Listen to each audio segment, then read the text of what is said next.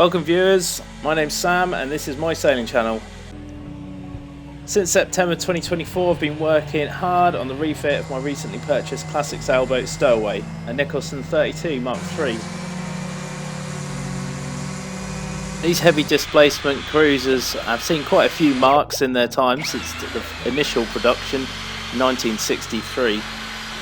My plan is to bring this mark back to, well, what I would say is a reasonably shiny condition again.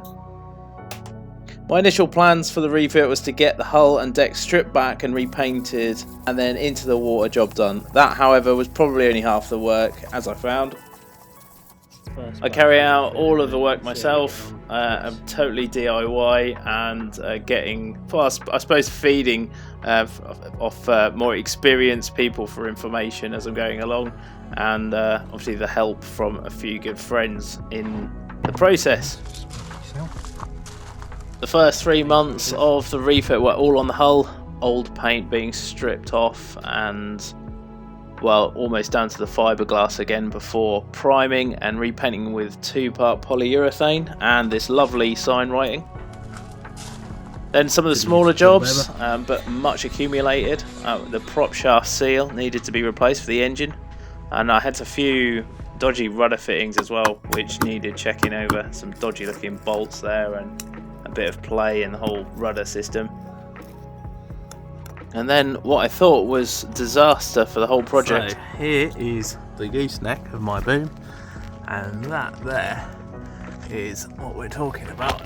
Nice crack along there, not great.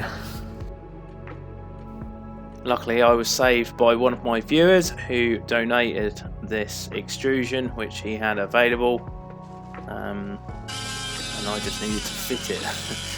Was a little bit of a challenge also, but we got there in the end and another job ticked off the list. That's good as well. Let's clear that. And then it was a rusty exhaust hose experience. Really bad, this one. Very crusty, lots of rusty cores showing. Definitely due a change out. In this video I'll be tackling the deck paint which needs to be cleared completely before any new stuff goes down. The years of failed paint jobs needs to be cleared. Going through a few different sort of techniques, ideas to clear the deck. What works best, what doesn't quite work the way I want, but with the main aim of trying to collect as much of the debris as possible. In the cleanest way as possible. I start off using a DeWalt multi-tool with a grout bit on the end, which actually worked quite well to sort of bring up the paint, or most of it. But I found a few issues with that, in that it didn't quite get down to the sort of surface that I wanted, and obviously required quite a lot of sanding afterwards to get to the surface I was after. It was also mega noisy. So this is approximately a day's worth of work. I've done the edges, which took quite a lot of time, just going around the corners, but yeah, generally this big patch is going to take probably another day, I'd say. So yeah, but no dust and the Hoover's doing all the work. So for the cabin sole was a bit of a different beast. I'm going into it with a 750 watt Bosch sander with 60 grit, I think. And the reason for that is it's just got this like white paint on it, and I didn't really want to go too heavy on it with a scraper or anything, because the marks in the roof would be very difficult to fare off. I think it was a 1-pack paint over maybe a quite a decent primer or something like that, but it was coming off really well with that. And you see I've got the Hoover attachment on the back, that worked really well. And I think these are aluminium oxide sanding discs, which worked quite well. You tend to find if you go sort of a lower power setting, you've got like 1 to 10 power setting on the sander. If you keep it low, it kind of grinds away a bit better and doesn't heat the sanding disc up as much, so there's less chance of you clogging up the sanding disc if you keep the power low.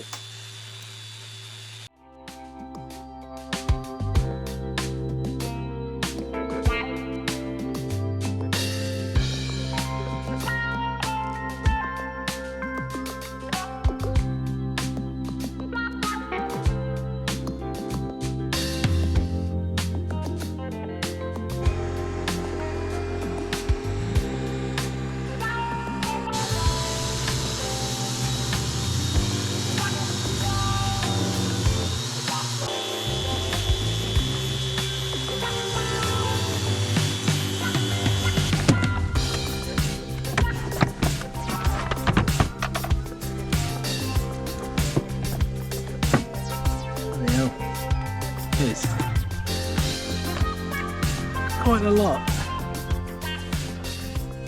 So a good start today on the cabin roof. I wasn't quite sure how I was going to shift the paint off this because if I'm using that, it's going to gouge some pretty horrible lines in it. So what seems to work is the orbital sander, the high power orbital sander with about 40 or 60 grit sandpaper to shift some of the non-slip area, which is obviously in pretty poor condition, and the sort of white section around where the original gel coat is. So it's all lifting because the gel coat underneath is that old that it's just cracked and starting to lift. So as part of removing the paint, I am also removing the gel coat, and it is pretty bad in a lot of places, just very crumbly as I'm going over it with the sander. So I need to get some more bags for the hoover because I thought I had some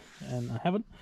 Also I need some more 150 grit sanding discs for the high powered sander, which I'm now going to go and get. I've made some pretty good progress today, to be honest. Just gone and started lifting up the forward section of the cabin and just sort of clearing some of the paint around the windows. I'm going to have to find some aluminium, sort of protective aluminium paint, because I have taken up the what is it, the top layer of sort of aluminium cover, I suppose it is. I'm not sure about that. They may have to come out and be redone in future, but I just need something to protect them to stop the stop any corrosion starting. Here now I've got a smooth surface. It's almost back down to fiberglass in places. Maybe put some kiwi grip down or something like that. I've seen some photos of kiwi grip and it looks pretty good, to be honest, but yeah, we're a little way off that yet. I'm still not sure what these tools are. I think they're just grout removal tools, but you can get them reasonably cheap online on Amazon. Now what I have been doing with that is bringing up the heavier parts of the paint. This blue stuff is awful on the sanding discs. It just kind of gums it up, and you get through it. The sanding disc just almost just stops working because the paint kind of blobs up on the sanding disc, and then it doesn't really bring anything up, which is quite frustrating. So you get through a lot of sanding discs if you don't either scrape that up with a heat gun or use that grouting tool. The only problem using the grouting tool is it's still fairly destructive on the deck. You can see quite a lot of gouges there. So what I've done is started to just sand over as I'm lifting this stuff up, and then sanding that sort of smoother, if you like, with the sanding disc. Obviously what some people do is they'll lift it all up with a scraper, a heat gun, and then they'll prime it, and that'll be sort of the first coat will be sort of like what they call the base primer coat, which essentially fills all the holes up, and then you go and sand it as smooth as possible and apply a second coat if you need to. But what I'm trying to do is to save on removing as much, more of the first coat of epoxy, is to try and make this surface as smooth as I can, so that the first layer of epoxy primer is going to work much better, if you like. Going around some of these nooks and crannies, I can't get my sanding disc in there. So that's a lot of it's by hand. I had to do all that section by hand, which took me ages. And I've just filled the holes here because I don't want any dust getting down into the cabin if I can help it.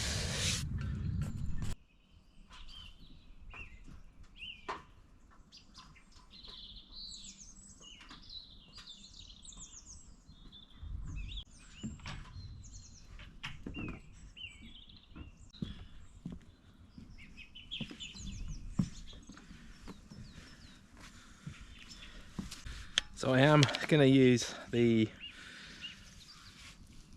heat gun this morning because it's Sunday morning and it's quite early still, and I don't really want to upset too many of the local residents. We're in an area which is actually quite quaint, if you like, and I spent all day yesterday using sanding tools, etc. So if I can just limit the noise for a little while, I will try my best.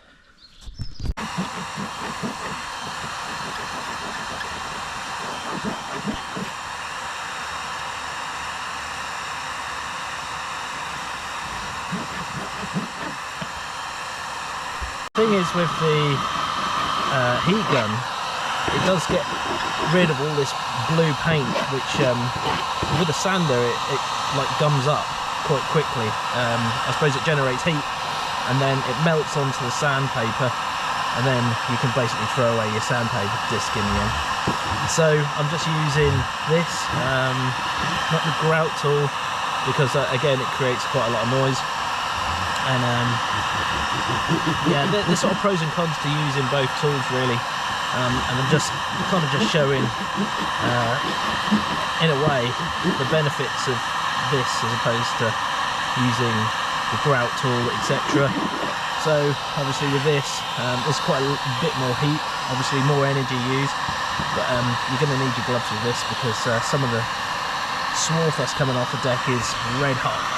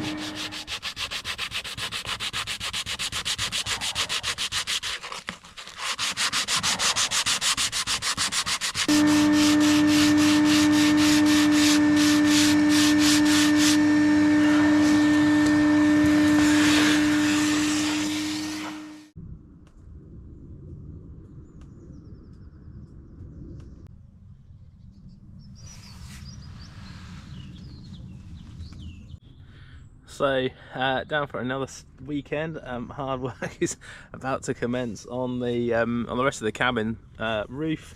I have got my mate coming down to give me a hand today, very kindly, because really how anyone really wants to come down here on a winter's weekend is anyone's guess really, probably because there's beer involved. But yeah, we've got up to this sort of part of it now on the forward section of the sort of main cabin, if you like. This is sort of like the higher sort of section of the cabin, and I'm just kind of trying to do this section first, this forward section, and then bring all this up to sort of like midway before I start working that way. But this section is coming up really well. I'm actually sanding this back with something quite fierce. I think it's about a 60 grit, and then going over it with a bit of a smoother course of paper just to smoothen it off ready. And there's a few little areas which might need a little bit of filler here, there, just a few little sections where there's been stuff drilled in the past and then filled up. But the sanding, obviously, because it's a vibrating disc, it kind of vibrates the or sort of loosens up any loose parts of that fill. So that's that. Obviously round here on the grab rails, there's a few little holes and stuff like that, so I'll probably repair them. You can just see there's just a few little holes and stuff like that. You know, it's all stuff that's going to really show up really quite obvious when I come to do the primer and stuff like that. So the forward part of the deck, there's got some pretty bad areas, so I'm just gonna have to go around and sort that out as well. But generally it's coming up quite well. The other thing I need to look at are the screws along the rub rail which hold the wooden rubbing strake to the top part of the hull. So I bought some of these bronze screws. So there's a few, I'll just show you, there's a few which are loose along this section. As I'm going over them with the sander, some of them are actually sort of like vibrating out, they're that loose. So I'm gonna go around sort of just removing any of the loose ones and then putting some of these in to make that a bit more secure.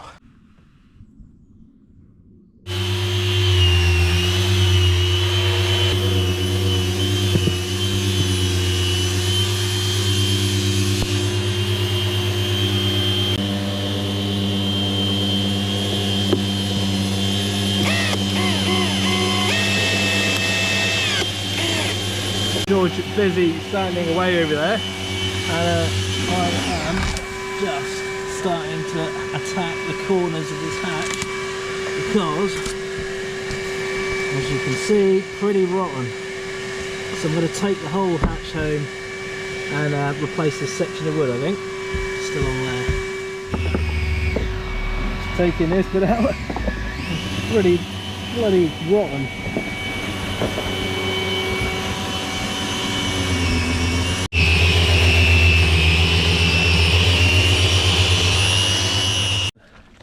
So yesterday got quite a lot done on the deck. All the top section is pretty much done for the forward section of the spray hood. Just got to do the sides of the companion hatch cover there. But yeah, really good effort. Just let this dry off a little bit. Caught a lot of rain overnight. But yeah, onto the Gunwales now, because we are moving over this way. So yeah, that took me about, I'd say about 2 hours yesterday, and then George was on the cabin roof doing the sanding. Just been lifting up some of the blue paint around the mast post here, the mast entry. Obviously this just needs sanding back a little bit to sort of like similar to sort of like that texture. That's nice and smooth now. We are making pretty good progress. There's a few little holes down here which I uncovered, which were just like siliconed up. They weren't like properly filled with any filler or anything, so I'll have to see to them before we start doing any painting. Canvas cover is absolutely drenched, and we haven't had a lot of rain, but it's just, as you can see, it's just a bit annoying, and I want to dry a deck as possible. But I mean, obviously if this cover wasn't on, it would be, yeah, not really worth doing anything with. Bit at a time job this, and try not to get too frustrated with it, because there's not really anything to get frustrated about, because you know what the job is. You just got to keep out on at it, and eventually it'll be finished. I've got about 2 to 3 more weekends on the plan for sanding this back, and this is like the second full weekend I've done. So yeah, hopefully by sort of the end of February this whole deck will be completely back to bare bones, if you like, and ready for the first coat of primer.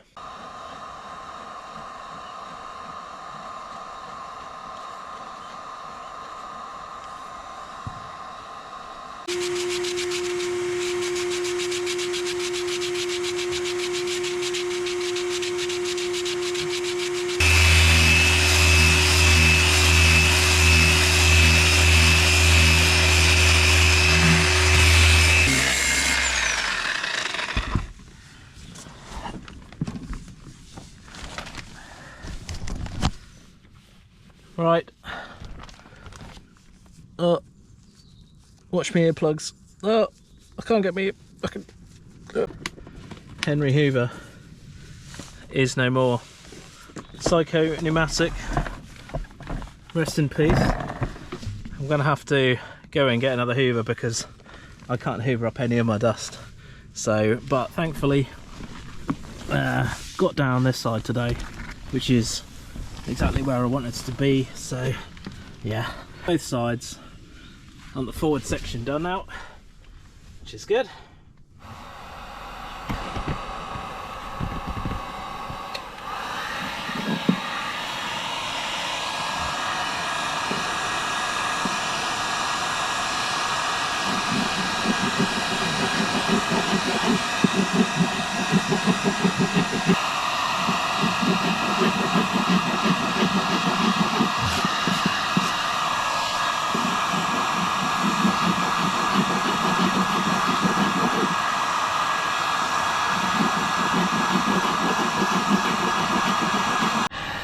So just a little bit of a walkthrough on using the heat gun and the scraper on the deck.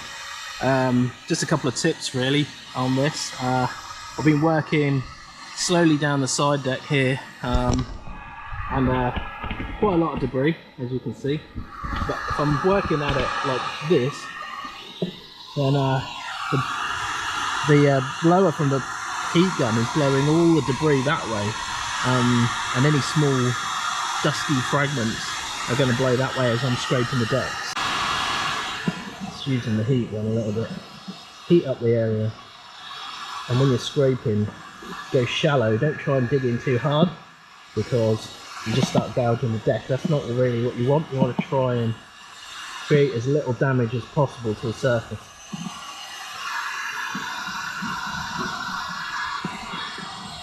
And it is on there pretty hard. You just have to use a little bit of pressure to begin with.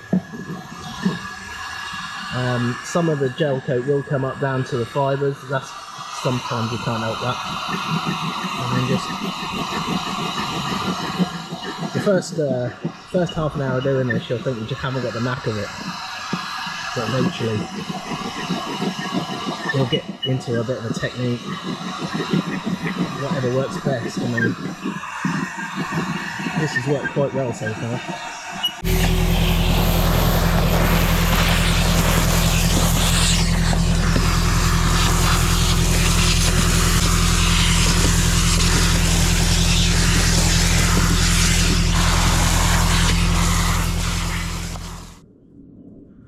So this has taken me best part of 8 hours, so it's almost ready for priming. What I've had to do is scrape off with a heat gun and a scraper, and then sand with 80 grit all the way along there. It's 5 o'clock now, getting lighter as we're moving into the year. I'm hoping to get rid of all this paint off the deck by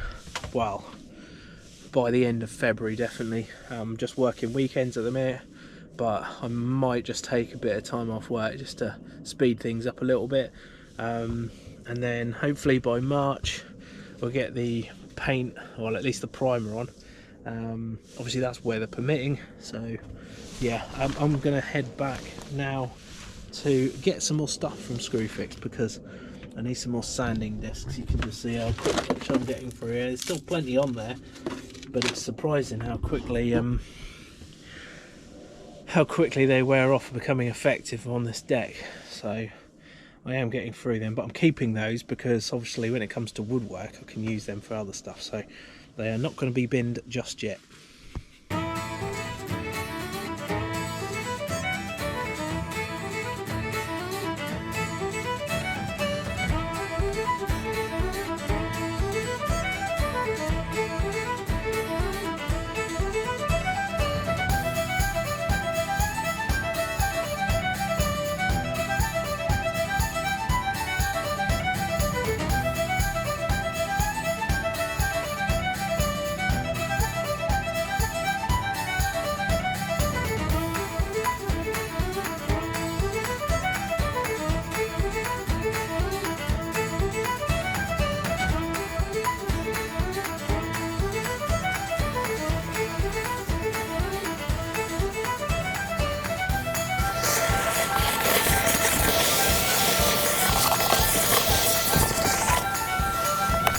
I think it's time for another bag change.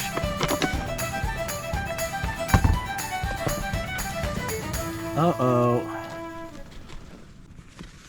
Oops.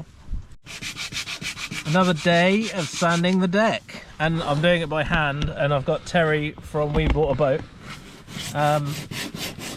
We're just doing these air ducts, which, to be honest, they're a bit fiddly, and there's quite a lot of area which I can't get to with the sander, so we're just going in with some of these sanding pads, which have still got plenty of life on them, but we're going to use them for going around the edges, and hopefully at some point in the next 3 hours we'll get it all cleared.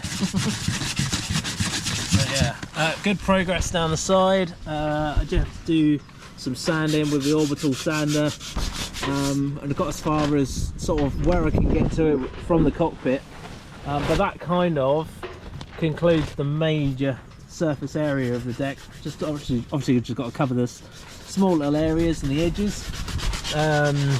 This hatch section here, just the top, I'll probably take that back. I'll probably take that home actually, and paint the hatch up from home. Likewise, the companion hatch cover, I'm going to see about trying to get that off, because it's going to be a lot easier working around the sort of areas I can't get to next to the hands, the grab hold there. So if that comes off, I can sand that back at home and get to the full area of the actual sliding hatch. So yeah, still probably I'd say maybe a couple of weekends of work before we're ready for priming. Let's hope the weather holds out.